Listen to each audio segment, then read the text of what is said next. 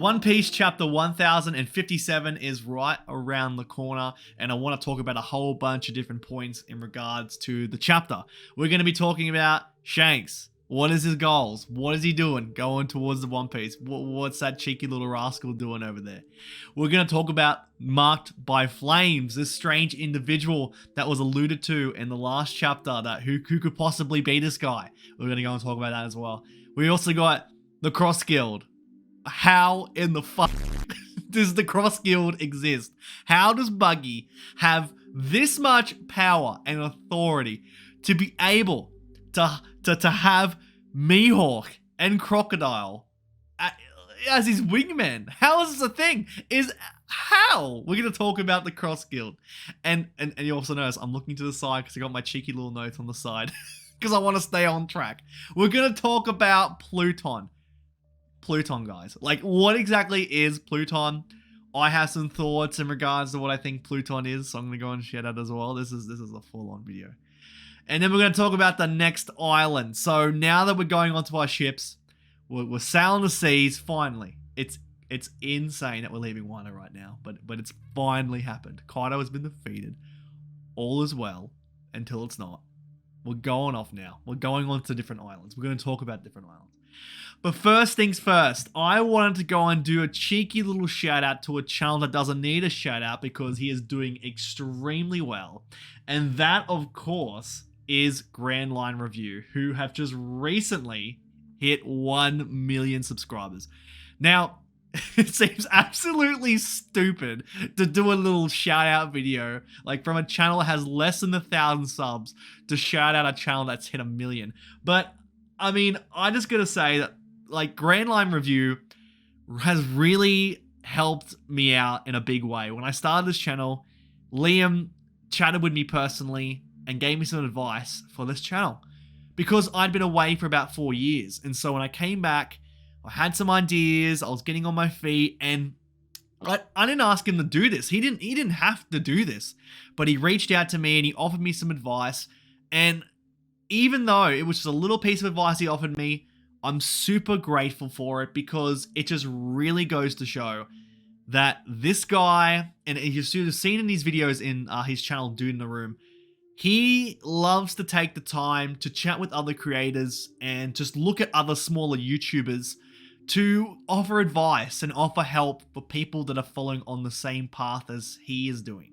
So I just want to take a moment to say congrats to Liam for the 1 million sub milestone. That is absolutely incredible. And it's also really awesome for all of us on this channel, like all of us on this platform, to be able to see that these are the heights that we can achieve if we stick to what we're doing.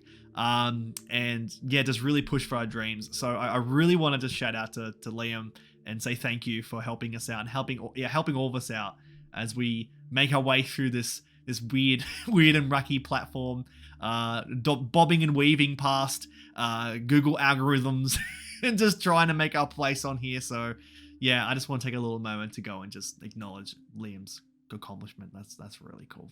I'm really proud of him. That's really cool.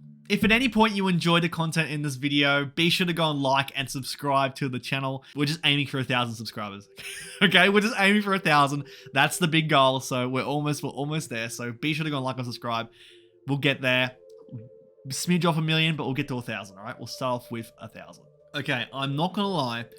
I did just try to search up some Shanks videos to play in the corner while I talk about Shanks, but I just saw some titles for some videos in regards to One Piece Film Red, and I can't fucking believe what I've just seen. Why do I have to wait a few months for this to release in Australia? I swear to God, this movie is going to be the greatest fucking One Piece movie you've ever seen. Oh my God. I'm sorry, I can't believe what I've just saw. Oh my God. No spoilers. No spoilers in the comments, please, or you're fucking dead to me. I don't want to see any of that shit. I want to see it so bad. I'm gonna smack my mic around because I can't believe what I just saw. Okay, so we're gonna talk a bit about Shanks, that cheeky little guy with the red hair and the little guys with the scars. Yeah, that guy Shanks. What is he doing? So Shanks turns up, he promotes Film Red, He stops Green Bull from attacking the rest of Wano and just leaves. And he goes and he says he's going to go after the One Piece. Right after it was shown that Luffy has awakened his devil fruit, the human fruit, Sun God Nika. All of a sudden, after seeing that, Shanks goes, you know what? I think we should go after the One Piece now. What is this man doing? This man, I mean, if there's any person on this whole series other than Luffy that can obtain the One Piece, it's Shanks. Like, what is stopping Shanks from going there and doing this? Like, I swear to God. Like, I don't believe Shanks is evil by nature, but there's always been the thought of Luffy and Shanks clashing and having a battle. Now, if Shanks has declared himself to go after the One Piece, and then you have Luffy is declaring to go after the One Piece, that is a collision course to where Luffy and Shanks are gonna have a battle. What does Shanks have to gain by getting the One Piece treasure? I mean, the fact that it was Roger's treasure, I guess, has the major part to go and do with it. It's the legendary treasure. Every pirate wants to go and obtain the special treasure. It's the reason why everybody is going out to sea. But then you have some people that don't even really want to go and get the One Piece. They're just like, I'm just chilling, I'm doing my own thing. But having Shanks declaring, Miso, hey, up here. My cat just opened the door. Are you gonna join us for the video? You wanna go up here? Yeah, he come join us. Here, he come join us. So I'd love to go and know your guys' thoughts about Shanks going after the One Piece, what this truly means. And do you honestly go and see this being the clash where Luffy and Shanks are finally going to go and meet up and fight? Is it going to go and be at Laugh Tale? I think that'd be a really exciting conclusion to go and have them both clash at Laugh Tale. I think it'd be a really epic time. In the last chapter, they talked about some person that was marked by flames. And with the panels showing Law and showing Robin, that leads me to believe that it could potentially be about Dragon. Because why else would Kid be excited to go and see this person unless there was someone that was extremely, like, notorious, important? He wouldn't be that excited to go and see Sabo. So after pondering on this, I do think that this has something to go and do with Dragon. So that is really crazy. It makes a lot of sense. Like, what if Sabo and Dragon had a clash? I really want to know you guys' thoughts on this. I really do. Because for me personally, I do think it is Dragon. I thought it was Sabo at first because marked by flames and he has a scar on his face with flames. But I honestly do think that Dragon would be the character that would live up to someone of that stature, especially with the panel showing Law and Robin reacting in the way that they did. And that Kid was so excited to go and see this person in the first place. And that he even said to Luffy, you didn't know? Oh man, you are a bit behind. So the fact that they know that Dragon is Luffy's dad and what is happening in the world and to see this person, it makes a lot of sense for me for it to go and be Dragon. Now, honestly, I don't know how the Cross Guild exists. Maybe I should go and watch the video by Grand Line Review talking about this because I just can't get to grips as to how this is a thing. So talking about the Cross Guild as a whole, right? The Cross Guild, they've been sending out bounties on the Marines. So that already shows that they are a threat. And especially because you have Crocodile and Mihawk at the helm to do this, that is absolutely crazy. But how did they come together? What's in it for Mihawk and Crocodile? Like, what are they going to obtain? Maybe I should watch the video by Grand Line Review. Maybe I should do that. Hello and welcome to the Grand Line Review, your source for everything One Piece. Who was doing the art? Who was doing the art for his videos? What is this? What am I looking at? Honestly, this I really appreciate this. This is some great fan art. I love this. So that was a little bit random, just watching a Grand Line Review video in the middle of this video, unplanned. But I just thought I'd go and have a look because I wanted to go and see his thoughts on this topic. And something very interesting is that he doesn't have an opinion one way or the other of who this person marked by flames is, and that it doesn't really stand out who it could possibly be. I mean, for me, it seemed pretty obvious that it was leaning more towards Dragon or someone from the Revolutionaries. Do you guys see that as well? let me know in the comment section, because I thought that was very, very fascinating. Other than that, though, we're going to move on to Pluton. Now, Pluton, I believe, has something to do with the ocean. I believe has something to do with the composition of seawater. I think that is the big crux of what Pluton is all about.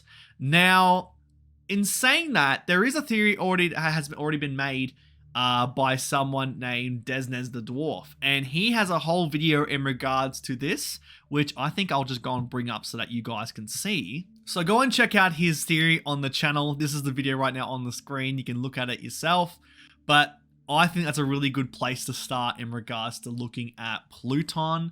And I agree in some parts, I disagree in some parts, but ultimately I believe it has something to do with water. It has something to do with seawater, how devil fruit users cannot swim, and that the crux of Pluton is that it's going to be able to allow devil fruit users to swim. And the big part of me thinking this is that you have in the panels when they showed Underwater Wano, them talking about, hey, is this not seawater? So I think that was the biggest clue out of the whole thing. I think that was the biggest clue. And that it's not made of any seawater, and that if you have Pluton, which is there, and not allowing any seawater to be in as Underwater Wano, and you had it exposed to the rest of the world when the walls come down, it is going to allow all of the sea to not be made out of seawater, which would allow the devil fruit users to swim. The devil fruit users can go underwater into those places like Fishmont Island, or just be able to go and use their abilities in a way that's unprecedented, that you're not going to be able to do if you had seawater around. So I think that is the big thing with Pluton. And if I have time, I'm going to go and make a video expanding on this more, but those are my thoughts in regards to Pluton. So next island. So this is very fascinating because we're heading off now, and the only thing we have to go in regards to where they could be going is that they all have a log post that is pointed to a different direction. You had Kid and Luffy who chose the same place. So is that foreshadowing that they're going to end up in the same location? Could they be ending up on Elbaf together, or they're going to be ending up on the next place they're going to go to? I do think Elbaf is a big part of what's to come, but I do think that having an in-between little arc before we get there is going to be a huge deal. And there are a lot of things that we need to go and do. We need Luffy and Dragon to go and meet. We need to find out more about Dragon. We need to find out more about what's going on with Sabo. There's a lot more stories that need to be told before we get to Elbaf. So I do believe that the next thing we're going to be doing is following up on those stories.